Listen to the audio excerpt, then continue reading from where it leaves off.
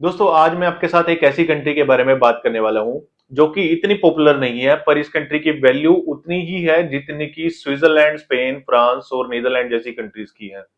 दोस्तों मैं बात कर रहा हूं चेक रिपब्लिक के बारे में। चेक रिपब्लिक एक शेंगन कंट्री है, यानी कि इसके वीजा पे ना सिर्फ आप चेक रिपब्लिक बल्कि शेंगन की 28 कंट्रीज भी विजिट कर सकते हो। विंटर्स आने वाले हैं और चेक रिपब्लिक का वीजा रेशियो बढ़ने वाला है, क्योंकि क्रिसमस और न्यू ईयर अगर आप सेलिब्रेट करना चाहते हैं तो चेक रिपब्लिक आपके लिए एक बड़ा डेस्टिनेशन और इजी वीजा कंट्री हो सकती है। अगर आप इस कंट्री का वीजा अप्लाई करने वाले हो तो अक्टूबर और नवंबर ही बेस्ट टाइम रहेगा। दोस्तों इसी के रिलेटेड मैं आपके लिए ये वीडियो लेके आया हूं जिसमें मैं बात करूंगा इसके प्रोसेस के बारे में, जिसमें मैं आपको बताऊंगा इसके डॉक्यूमेंटेशन, रिक्वायरमेंट्स, कॉस्ट और इसका वीजा प्रोसेसिंग टाइम के बारे में। अगर आप भी चेक रिपब्लिक अप्लाई करने के लिए प्लानिंग कर रहे हैं तो ये वीडियो आप स्किप मत करिए, वीडियो को एंड तक जरूर देखिए। मेरे नाम है सुमित, मैं आप सभी का स्वागत करता हूं आपके अपने YouTube channel the visa venue पर। चलिए वीडियो को शुरू करते हैं और जानते हैं चेक रिपब्लिक टूरिस्ट वीजा के बारे में।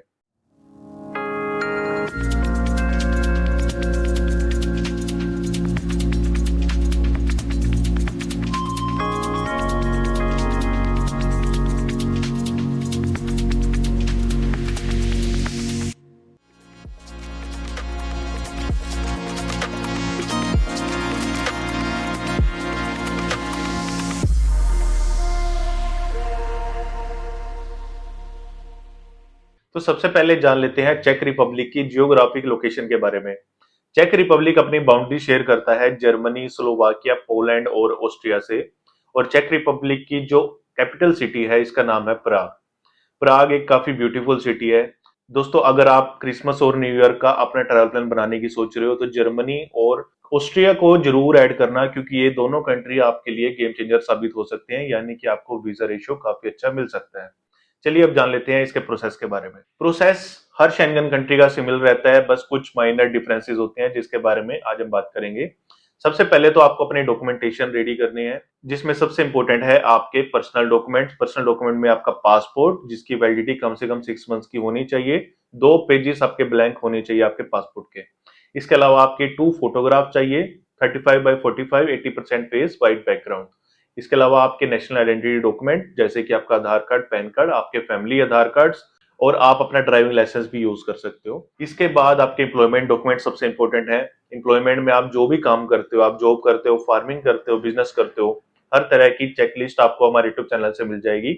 आप वहां से जाके चेक कर सकते हो और अपनी एम्प्लॉयमेंट के डॉक्यूमेंट रेडी कर सकते हो। एम्प्लॉयमेंट डॉक्यूमेंट्स के बाद है आपके फाइनेंशियल डॉक्यूमेंट्स। फाइनेंशियल डॉक्यूमेंट्स में आपने यूज करनी है 3 मंथ्स की bank statement with balance certificate. अगर आपका करंट अकाउंट है, यानी कि आप बिजनेस पर्सन हो, तो आप करंट अकाउंट की स्टेटमेंट भी यूज कर सकते हो। इसके अलावा आपके पास कोई भी FD, mutual fund, stock market की कोई भी इन्वेस्टमेंट है उसका यूज भी आप कर सकते हो। इसके बाद आते हैं टैक्स डॉक्यूमेंट, जिसमें आपने अटैच करनी है अपनी 2 से 3 साल की आईटीआर। आईटीआर के साथ साथ आपने अटैच करनी है अपनी कंपटीशन, जिससे क्लियर हो सके कि आपको कितनी इनकम आ रही है और कितनी इनकम पे आप टैक्स दे रहे हो। कोई भी एडिशनल इनकम आ रही है तो आईटीआर में जरूर वो शो होनी चाहिए। इसके बाद आते हैं ट्रैवल डॉक्यूमेंट्स। ट्रैवल डॉक्यूमेंट में सबसे इंपॉर्टेंट है आपका कवरिंग लेटर। कवरिंग लेटर एक मेजर रोल प्ले करता है आपके वीजा एप्लीकेशन में। आपके जो भी सर्कमस्टांसेस है आप अपने कवर लेटर में उनको मेंशन कीजिए, अपने फाइनेंशियल मेंशन कीजिए, अपना फैमिली और सोशल बैकग्राउंड मेंशन कीजिए और उसको एड्रेस कीजिए एम्बेसी ऑफ चेक रिपब्लिक, न्यू दिल्ली को। इसके बाद है आपके ट्रैवल आइटनरी। ट्रैवल आइटनरी में मेंशन होना चाहिए आप किस दिन कौन सी एक्टिविटी करने वाले हो, कहाँ पे जाने वाले हो, किस दिन आप चेक रिपब्लिक में एंट्री करोगे, किस दिन आप एग्जिट करोगे, कौन सी कंट्री से करोगे, सभी मेंशन होना चाहिए आपकी ट्रैवल आइटनरी में। आप एयर टिकट और होटल बुकिंग का यूज कर सकते हो। होटल बुकिंग और एयर टिकट की पेमेंट करने की नीड नहीं है।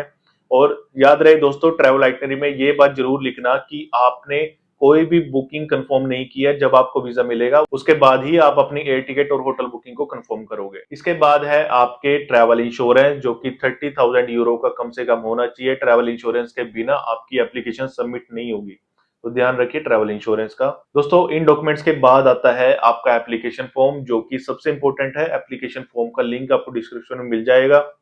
उसको डाउनलोड करके आपने प्रिंट निकालना है और उसको आपने हैंड फिल करना है। 3 पेजेस का फॉर्म रहेगा जिसमें आपको बेसिक डिटेल फिल करनी है। अब इन सभी डॉक्यूमेंट्स की हार्ड कॉपी लेके जानी है अपने वीएफएस में। वीएफएस विजिट करने से पहले आपको बुक करनी होगी अपनी अपॉइंटमेंट।